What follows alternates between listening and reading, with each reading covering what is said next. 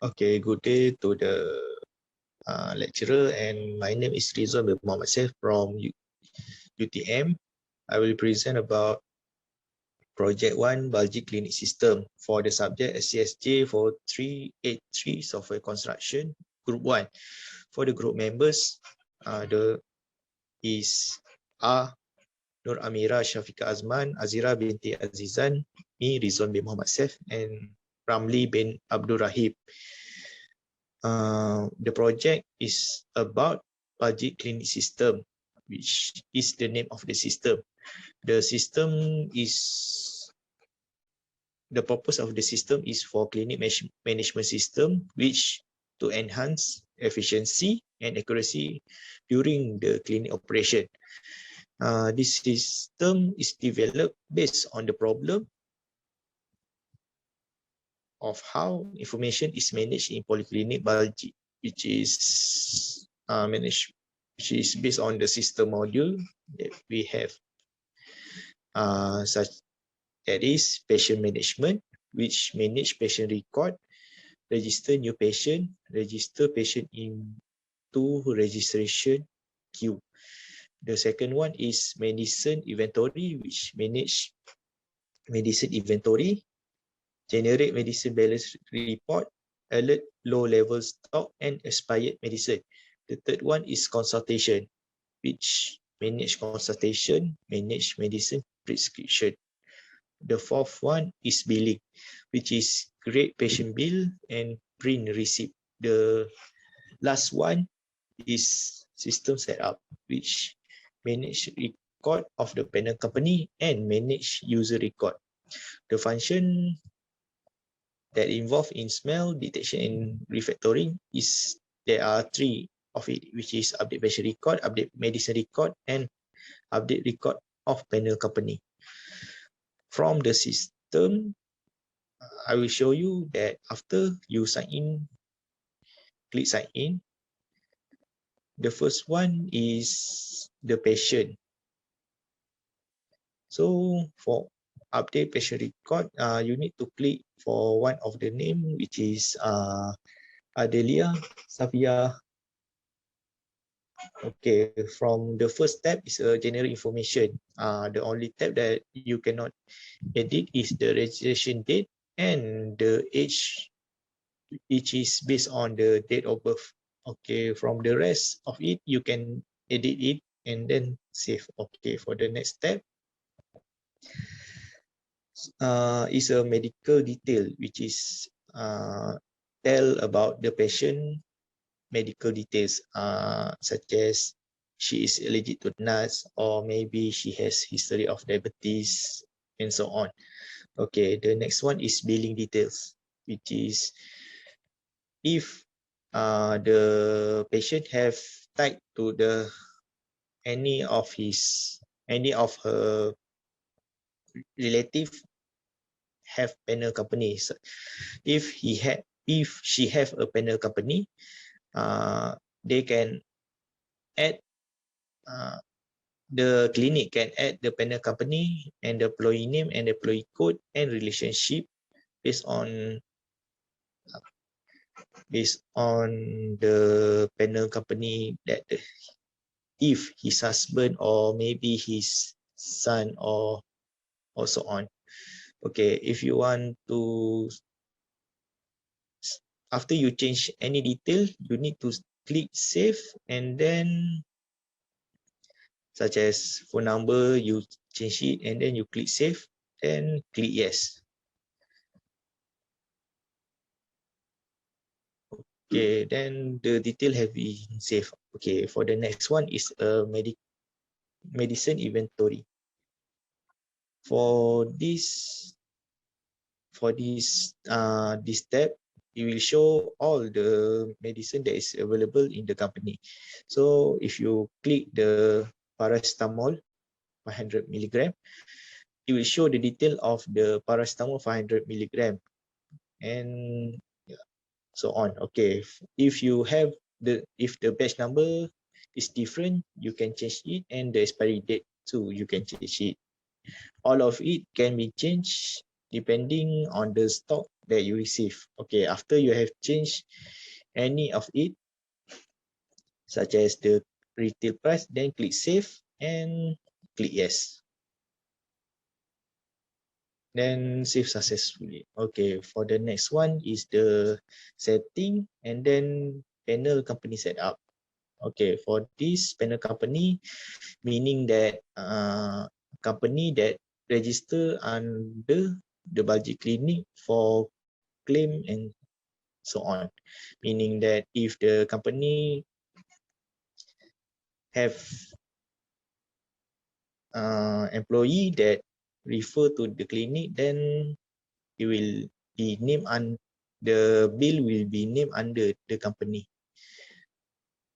And it will, okay, for the detail you can click for the koperasi uni KEB Berhad. Okay, for here will show all the detail for the koperasi Unicat Berhad, and all of the detail can be changed. Okay, for example, if the telephone number has been changed, then you can go to the telephone number tab and change it, then click save, then click yes. Okay, for that is for what I present. The next one will be the class diagram which Amira will present. Hello, Assalamualaikum. I'm Amira. I'm going to present the class diagram for Baltic clinic system. So because this system, the architecture design is using layered architecture. So as you can see here, there are a few layers. So these servlet classes represent the business layers. So these are the child classes for the HTTP servlet, which is the parent class. So the servlet class we'll call the DAL classes here. So these DAL classes represent the persistence layer, and then all the DAL classes, including the below here, they all call the base DAL. So this is the overall the class diagram for the system in our project. So next I will pass to Ramli, who is going to explain on the code design strategy. Okay, hi. So I'm Ramli. So for my side, I will share about our code design strategy. So for our project, we use three strategies. That's the first one is meaningful. The second one is simplicity, and the third one is expansibility. So the meaning or the meaningful is the code must use or variable function classes or others entity in the code are given must give a meaningful names. So for the second one, simplicity is that's mean we should write the code as simple as possible so other can understand the code. So the third one is expansibility. So the expansibility this mean the code must have enough space for maybe other next time for other modify or internal structure data flow. So next, for the code smell one, data clumps, codes that contains in a group of variables that relate to one another. Okay, you can see for the first one problem in our server patient data, in our update patient class. You can see here the clump of patient data is set an array of the string. Data related to the patient, but the relationship of this variable are not obvious in the dial update patient method.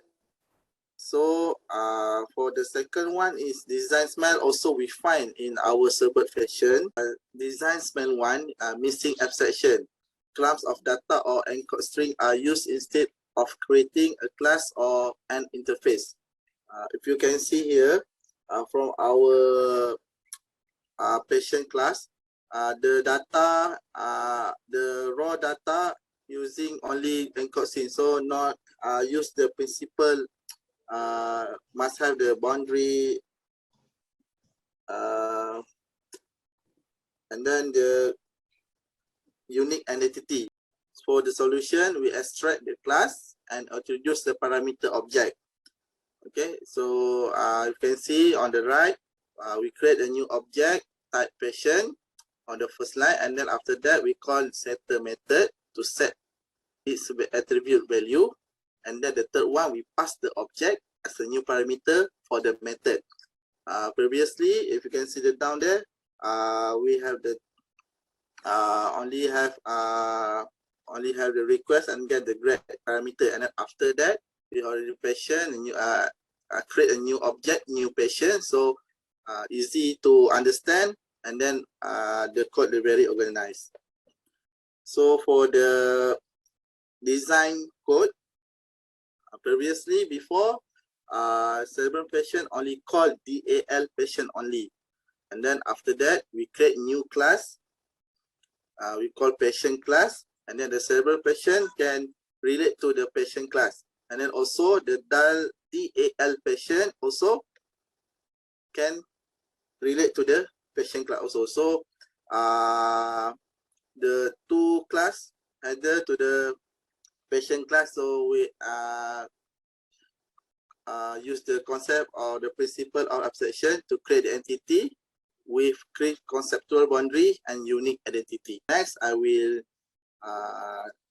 pass to my friend Azira to the next course. Thank you. Hi, my name is Azira. So I present code scale to data clowns. Code data contains a group of variables that relate to one another. So the data clowns are a form of code smell where a bunch of variables are related. The code smell was found in the update medicine method of servlet medicine class. A clump of medical data is set to a string array. We know the data cluster are from medicine, but their relationship is unclear. So this code smell decreases the code overall readability. Next is a design smell tool, missing abstraction. Clumps of data or encoded string are used instead of creating a class or an interface.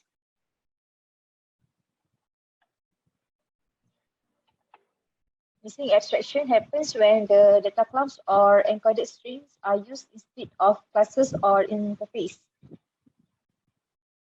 In the servlet medicine class, this code smell is similar to code smell 1. The highlighted code are medicine data encoded as strings. Creating entities with distinct mental borders and identities is one of the principles of abstraction. A lack of class separation can result in brittle and non-reusable code due to the type class coupling. So the solution is to extract class and introduce parameter object. So for the code smell, the solution for the data clump is to extract and relocate the medical field to their own class. The medicine data is stored in a new class named medicine. Then in servlet medicine, we added a medicine parameter object that will be sent to a DAL update medicine method. It uses the setter method of the medicine class to set the attribute values. So for the design smell, to create a unique identification and conceptual bounds for a medical entity, class abstraction is the solution. The medicine class is created to hold the medicine's data and behavior. The code segment shows the new medicine class. Then we modify servlet medicine function to pass a medicine parameter object.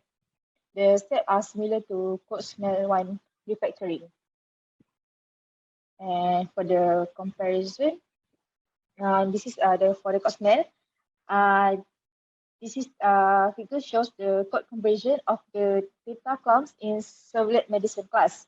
After refactoring, we can clearly see that the variable belongs to medicine. Using abstract class as the refactoring method will help maintain adherence to the single responsibility principle. The code in servlet medicine class is now more obvious and understandable. Okay, so for the design smell, diagram left and right shows the class diagram before and after refactoring. The code now follows the principle of abstraction as the medicine object contain medicine data and action. The medicine class contain all data and behavior related to medicine, reducing class coupling. Any operation involving medicine data requires a client class to call a method from a medicine class. As a result, the code is more usable. Figure on the right shows the several medicine and 21 DAL medicine are dependent on medicine class because they use medicine variable to update patient data. So next, I will pass to Amira for the code smell tree. Thank you. Okay, hello, I am Amira. I'm going to present on the code smell tree and so on. So for the code smell tree, we identified data clumps, which is the codes that contain a group of variables that relate to one another. So for this code smell, we have identified it in servlet corporate class, specifically in update corporate method. So this is the code segment of the data clumps. So there is, as you can see here, there is a clump of corporate data being set to an array of string. So this array actually used as a parameter to the DEL corporate update corporate method. So we know that these data clumps belong to corporate, but the relationship of these variables is not obvious. So this code smell reduce the understandability of the code. It's not easy to understand this array of string. So as a solution, we use extract class and introduce parameter object. So we use extract class because so that the fields related to the corporate can be moved to their own classes. So a new class called corporate is created to contain the corporate's data. So this is the newly added corporate class. So this is the code segment. And then in servlet corporate, we introduce a parameter object called corporate here, which will be passed as one of the parameters of the update corporate method. So you can see the step here. First, we create an object of type corporate, then we call the setter method to set the attribute values, and then we pass the object as the new parameter for the method. Okay, so for the comparison, after refactoring, we can clearly see that the variables belong to corporate here because by using extract class as the refactoring method, it helps to maintain the adherence to the single responsibility principle. So the code in servlet corporate class is now more obvious and more understandable. Next, the design smell tree, which is the deficient encapsulation. It is happens when one or more members of the class is more permissive than actually required. So we have identified this design smell in base DAL class, where there are several fields that are declared as public. This is a code segment of the class. As you can see here, these 4 fields that are for username and password are declared as public. So this class actually provide more access of the fields than required, which expose the fields value to the clients, thereby violating the principle of hiding. Plus, this also increased the vulnerability of the system because the public fields, these 4 fields, expose very sensitive information like database username and password. So the solution for this is to make the field private and provide accessor method as required. So this helps to protect the field values from being accessed from being accessed by other classes. And this also promotes the system design's adherence to follow the data hiding principle by keeping the internal data hidden from other classes.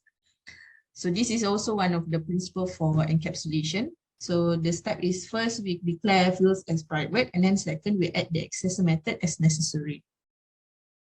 So for comparison, after refactoring, the fields for username and password are declared as private. So you can see here before refactoring, these 4 fields are public, and after refactoring, they are declared as private.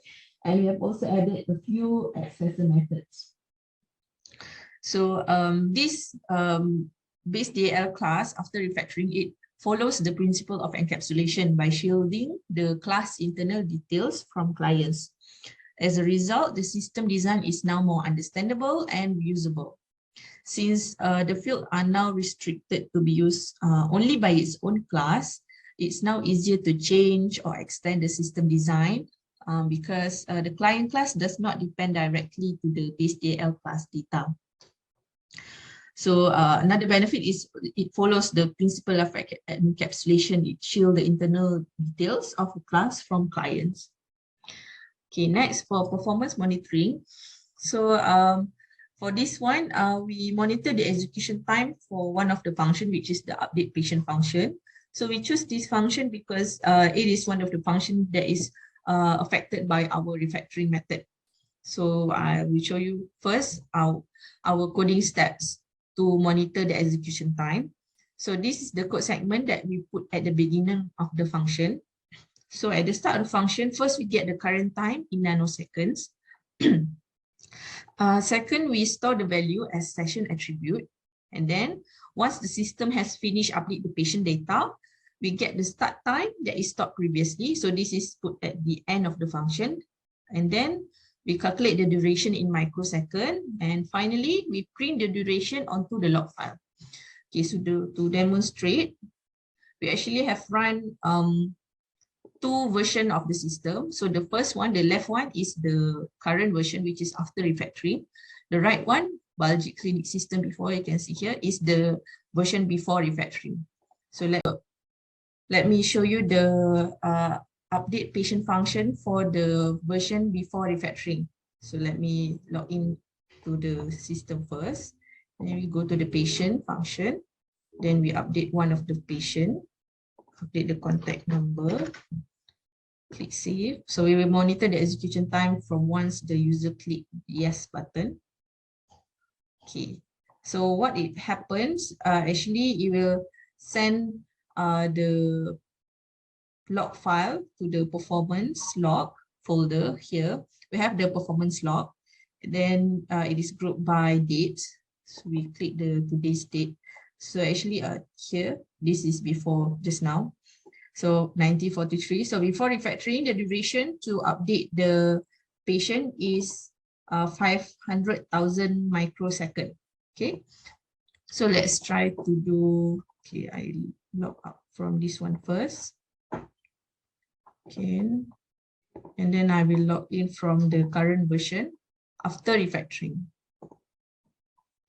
Okay, so I update the same person, contact number, save.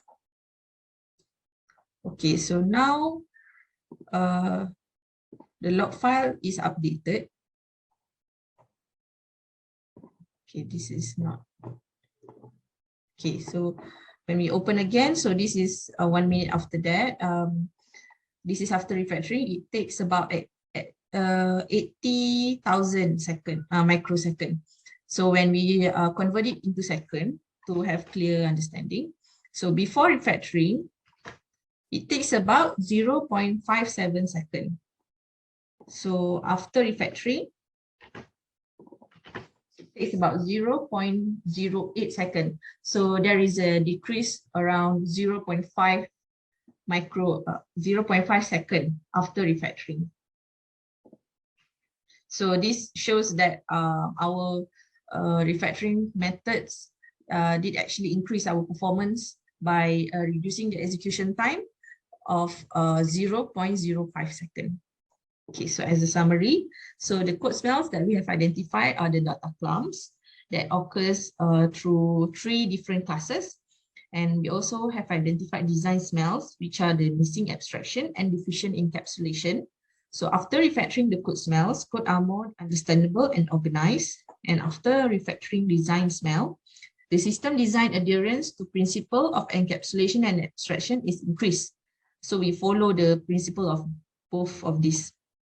And then the refactor process also improve the system performance by reducing its execution time. So we use the update patient function to monitor this execution time. So that's all from my group. Thank you.